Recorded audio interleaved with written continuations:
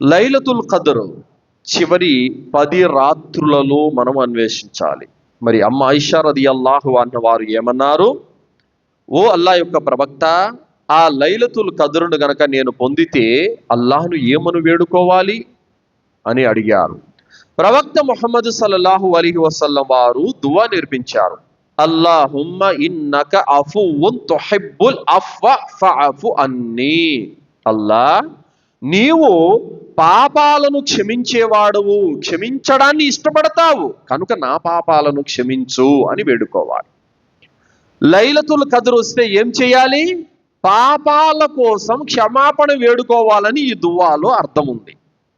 ఏం చేయాలంట లైలతుల్ ఖద్ర్లో?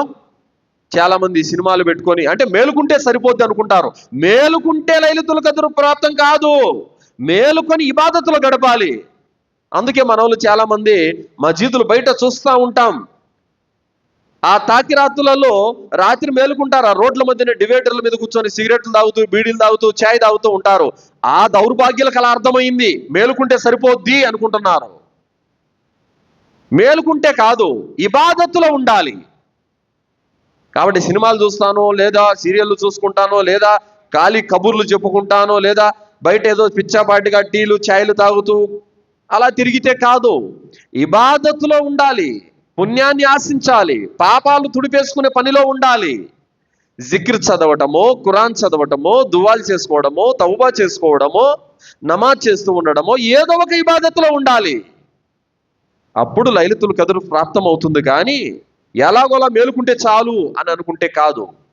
అందుకోసమే చాలామంది ముస్లింలు మేలుకుంటే సరిపోద్దని చెప్పేసి వాళ్ళు మేలుకుంటారు. మరికొంతమంది మస్జిదులోకి వెళ్ళి పడుకొని నిద్రపోతారు చాలామంది. ఇలా కాదు, లైలతుల్ ఖద్ర్ యొక్క పుణ్యం అనేది మనకు ప్రాప్తం కావాలంటే మనం ఇబాదత్తులో గడపాలి. అయితే ఈ రంజాన్ చివరి దశకంలో మనం చేయాల్సినటువంటి అతి గొప్ప కార్యం ఏమిటంటే మన పాపాల కొరకు పశ్చాత్తాపం చెందడం. ఇది మెయిన్ పాయింట్, గుర్తుపెట్టుకోండి. అందుకోసమే లైలతుల్ ఖద్ర్ పొందితే నేనేం చేయాలి అని ఆయిషా రదియల్లాహు అన్హా వారు అడిగినప్పుడు ప్రవక్త గారు పాపాల కోసం వేడుకొని దువా నేర్పించారు. అంతే, ఇతర ఏరే విషయాల గురించి ప్రవక్త గారు చెప్పలేదు. కావున ఏం చేయాలి? తప్పనిసరిగా లైలతుల్ ఖద్ర్ ద్వారా మన పాపాలు క్షమించబడాలని మనం అల్లాహ్తో కోరుకోవాలి. ప్రవక్త సల్లల్లాహు అలైహి వసల్లం వారు అన్నారు, మన్ ఖామ లైలతుల్ ఖద్ర్ ఈమానం వ ఇహ్తిసాబన్ గుఫిర లహు మా తఖద్దమ మిన్ దంబి. ఎవరైతే లైలతుల్ ఖద్రులో తమ పాపాల క్షమాపణ కొరకు జాగరణ చేస్తారో వారి పాపాలు క్షమించబడతాయి అని ప్రవక్త సల్లల్లాహు అలైహి వసల్లం వారు చెప్పారు. కావున ఏం చేయాలి? లైలతుల్ ఖద్ర్ ఈ 10 రాత్రులు ఏవైతే ఉన్నాయో ఈ 10 రాత్రులలో మనము మన పాపాలను కడిగేసుకునే పనిలో లీనమైపోవాలి. అల్లాను క్షమాభిక్ష వేడుకునే పనిలో లీనమైపోవాలి. కావున ఏం చేయాలి?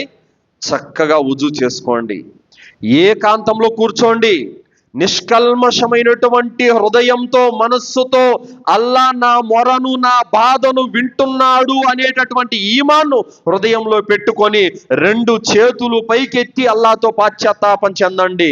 మొదటిగా అల్లాను స్తుతించండి, తర్వాత ప్రవక్త సల్లల్లాహు అలైహి వసల్లం వారి మీద దరూద్ పంపండి.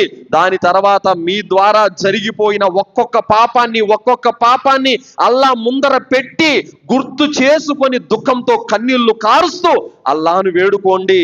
అల్లా, నా పాపాలను కడిగేసుకోవటానికి నీ సన్నిధిలో నేను చేతులు చాచి అడుగుతున్నాను. నా ద్వారా ఫలానా ఫలానా ఫలానా పాపాలు, తప్పులు, చెడులు జరిగిపోయాయి అల్లా, నీవన్నీ ఒప్పుకుంటున్నాను.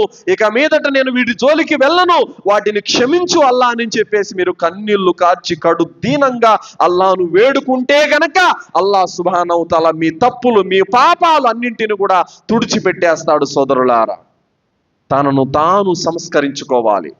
చాలా మంది అంటా ఉంటారు, మేము అక్కడికి వెళ్ళి కొబ్బరికాయ కొట్టామండి మా పాపాల కోసము, మేము అక్కడికి వెళ్ళి పూలమాల వేసి వచ్చాము మా పాపాల కోసము, మేము అక్కడికి వెళ్ళి అగరబత్తులు తిప్పొచ్చాము, మేము అక్కడికి వెళ్ళి ప్రదక్షిణలు తిరిగి వచ్చాము, మేము ఉరుసు చేయించాము, మేము గంధాలు పెట్టించాము అని అంటూ ఉంటారు. వీటి ద్వారా పాపాలు క్షమించబడతాయి అని ఎక్కడ ఆధారాలు లేవు. పాపాలు క్షమించబడాలంటే తౌబా, పశ్చాత్తాపాన్ని మించినది మరొకటి లేదు. సోదరులారా, మనిషి మారు మనసు పొందాలి. అల్లా నేను నీకు భయపడి మారిపోతున్నాను అని ఒప్పందం చేసుకోవాలి. ఆ విధంగా దాసుని పాపాలు క్షమించబడతాయి సోదరులారా. కావున ఏం చేయాలి? రంజాను మాసంలో చివరి 10 రాత్రులు వచ్చాయంటే ఇమాం సాబు నమాజ్ చదివిపించిన తర్వాత కానీ లేదా నమాజు ఆరంభం కాకముందు కానీ మజీదులోకి వచ్చి చక్కగా ఉజు చేసుకొని మజీదులోకి వచ్చి కూర్చొని దువాలు చదువుకోవాలి, క్షమాపణ ఇస్తిగ్ఫార్ చేసుకోవాలి, తౌబా చేసుకోవాలి. ఇమాం సాబు సలాం చెప్పడమే ఆలస్యం, తుర్రున ఇంటికి వెళ్ళిపోతా ఉంటారు చాలా మంది. అలా కాదు, కూర్చోవాలి, కూర్చొని తౌబా చేసుకోవాలి, క్షమాభిక్ష వేడుకోవాలి, జిక్ర్ చేసుకోవాలి, ఖురాన్ చదువుకోవాలి. కాసేపు మస్జిద్లో ఆగండి. మస్జిద్లో ఎంతసేపు అయితే ఉంటారో అంతసేపు దైవదూతలు మీకోసం దువా చేస్తూ ఉంటారు. కావున మజీదులో ఆగి ఈ 10 రాత్రులలో మనము తౌబా చేసుకోవాల్సినటువంటి అవసరము ఎంతైనా ఉంది సోదరులారా. కావున చెప్తున్న మాట ఏమిటంటే, మొదటి పాయింట్, ఈ చివరి 10 రాత్రులలో మనము చేయాల్సిన మొదటి పని ఏమిటంటే తౌబా. పాపాల కోసము అల్లాతో క్షమాపణ వేడుకోవడమే మనము చేయవలసినటువంటి ముఖ్యమైనటువంటి ఆచరణ.